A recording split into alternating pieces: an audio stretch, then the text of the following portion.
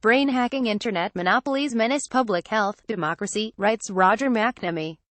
I invested in Google and Facebook years before their first revenue and profited enormously.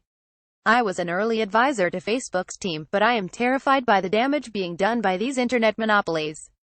Technology has transformed our lives in countless ways, mostly for the better. Thanks to the now ubiquitous smartphone, tech touches us from the moment we wake up until we go to sleep.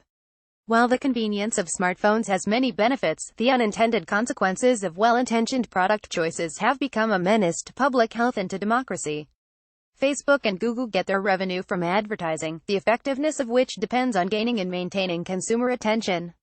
Borrowing techniques from the gambling industry, Facebook, Google and others exploit human nature, creating addictive behaviors that compel consumers to check for new messages, respond to notifications, and seek validation from technologies whose only goal is to generate profits for their owners. More legal automation spells relief for low-income Americans, hard times for lawyers. More please do not let your employer microchip youth. People at Facebook and Google believe that giving consumers more of what they want and like is worthy of praise, not criticism. What they fail to recognize is that their products are not making consumers happier or more successful. Like gambling, nicotine, alcohol or heroin, Facebook and Google, most importantly through its YouTube subsidiary, produce short-term happiness with serious negative consequences in the long term. Users fail to recognize the warning signs of addiction until it is too late. There are only 24 hours in a day, and technology companies are making a play for all them. The CEO of Netflix recently noted that his company's primary competitor is sleep. How does this work? A 2013 study found that average consumers check their smartphones 150 times a day. And that number has probably grown. People spend 50 minutes a day on Facebook. Other social apps such as Snapchat, Instagram and Twitter combine to take up still more time. Those companies maintain a profile on every user, which grows every time you like, share, search, shop or post a photo. Google also is analyzing credit card records of millions of people. As a result, the big internet companies know more about you than you know about yourself, which gives them huge power to influence you, to persuade you to do things that serve their economic interests. Facebook, Google and others compete for each consumer's attention, reinforcing biases and reducing the diversity of ideas to which each is exposed. The degree of harm grows over time. Consider a recent story from Australia, where someone at Facebook told advertisers that they had the ability to target teens who are sad or depressed, which made them more susceptible to advertising. In the United States, Facebook once demonstrated its ability to make users happier or sadder by manipulating their news feed. While it did not turn either capability into a product, the fact remains that Facebook influences the emotional state of users every moment of every day. Former Google design ethicist Tristan Harris calls this brain hacking. More we need answers in Democrats' congressional IT drama policing the USA. Look at race, justice, media. The fault here is not with search and social networking, per se. Those services have enormous value.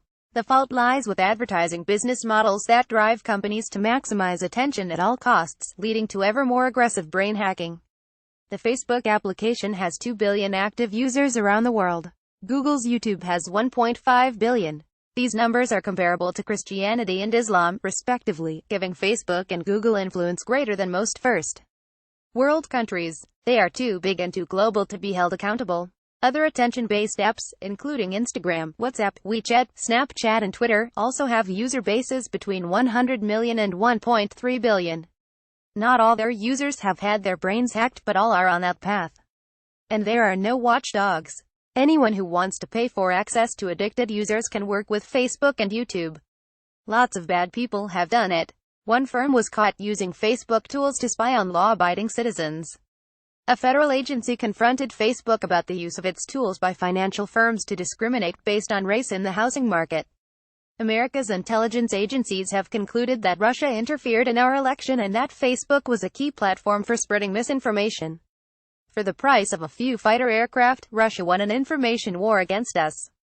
Incentives being what they are, we cannot expect internet monopolies to police themselves. There is little government regulation and no appetite to change that. If we want to stop brain hacking, consumers will have to force changes at Facebook and Google. Roger McNamee is the managing director and a co-founder of Elevation Partners, an investment partnership focused on media, entertainment, content, and consumer technology. You can read diverse opinions from our board of contributors and other writers on the Opinion front page, on Twitter at @USOTopinion, and in our daily opinion newsletter. To respond to a column, submit a comment to letters@usatoday.com. Read or share this story http://susset.ly2wphsdl